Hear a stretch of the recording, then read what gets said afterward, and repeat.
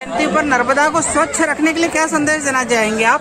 नर्मदा जयंती के लिए स्वच्छ संदेश देने के लिए अपनी खुद की जवाबदारी है हर इंसान की, और हर इंसान को इसमें अपना जवाबदारी को समझना चाहिए और सभी को इसमें अपना सहयोग देना चाहिए।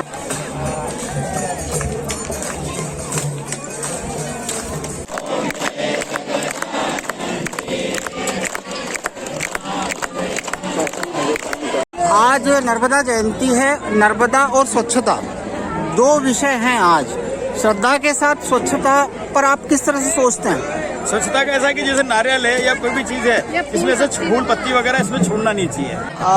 आज नर्मदा जयंती है और नर्मदा जयंती पर देखा जा रहा है कि लोग श्रद्धा के साथ यदि स्वच्छता भी रखें तो नर्मदा को और भी फायदा हो सकता है, नर्मदा मैया और स्वच्छ हो सकती है। उस पर आप क्या संदेश देना चाहेंगे? बहुत स्वच्छ हो सकती है और माँ नर्मदा की कृपा सब पे बनी है, परंतु लोगों में भी जागरूकता आनी चाहिए। लोगों ने भी अपने मन से, जैसे मोदी जी ने कहा है कि पूरे देश में स्वच्छ पहले अपन रहेंगे तो स्वच्छता बढ़ेगी, तो सभी लोगों ने मतलब इस पर ध्यान देना चाहिए और हर धार्मिक कार्यक्रम, धार्मिक स्थल पर लोगों ने अपनी मानवता दिखाते हुए अपने आप में स्वच्छता रखना चाहिए। आज नर्मदा जयंती है। अब नर्मदा जयंती पर लोग अपनी श्रद्धा व्यक्त करते हैं, लेकिन श्रद्धा व्यक्त तब नहीं दिखाई देती है जब कहीं न कहीं अपार गंदगी नर्मदा किनारे होती है और लोग स्वयं ही गंदगी करते हैं। इस पर आप क्या कहेंगे और आप इसको किस तरह से देखते हैं? माँ नर्मदा पे सभी लोगों की बहुत आस्था है, माँ का दर्जा दिया गया है, लेकिन जब स्वच्छता और गंदगी की बात आती है तो वहाँ पर कुछ समस्या उत्पन्न हो रही है।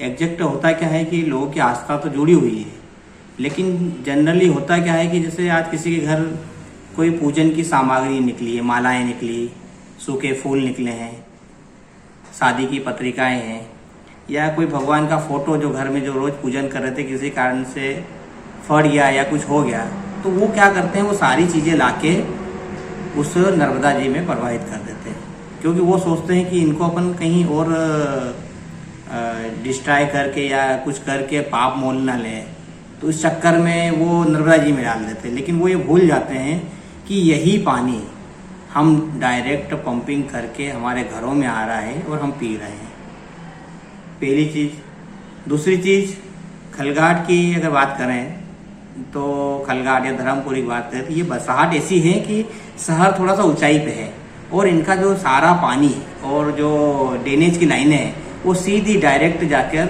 नर्मदा जी में मिल रही है। खलघाट की अगर एक बात करूँ तो बड़ा दुख होता है कि जहाँ खलघाट का मेन नाला जहाँ पर ओल्ड ब्रिज के पास गिर रहा है, गंदगी जा रही है, उसी से थोड़ी दूर पर हमारा धामनोद का पंपिंग सेंटर है। वहीं से पानी पंपिंग होकर धामनोद में सप्लाई हो रहा है। कभी कहते हैं कि फिल्टर होके जाता है, फिर भी अगर फिल्टर भी हो रहा तो गंदा पानी तो अपन पंपिंग कर रहे हैं, तो इस ओर कोई ध्यान देना नहीं चाहता है। आसपास की फैक्ट्रियाँ भी खुल गई, उसकी भी सारा गंदा पानी नर्मदा जी में मिल रहा है। अभी आपको कुछ दिन पहले की बात है कि हमारे नर्मदा जी में झाग आ गया था वाइट कलर का, जिसे प्रशासन ने देखा कि क्यों आ गया, वो इसलिए आ गया था केमिकल मिला दिया था कुछ। तो ये सब चीज़ें हो रही जिस ओर ध्यान देना चाहिए। और माँ का दर्जा तो हमने दे ही रखा है नर्मदा जी को, लेकिन वो माँ शब्दों में और बोलने में अच्छा लगता है, बोलते भी हैं, लेकिन व्यवहार में व्यक्ति नहीं उतार रहा है। और मेरा सबसे एक ही अनुरोध है कि उसे हम व्यवहार में उतारें, जो चीज़ें हम गंदगी और जो चीज़ें हम डाल रहे हैं नर्मदा जी में वो ना डालें।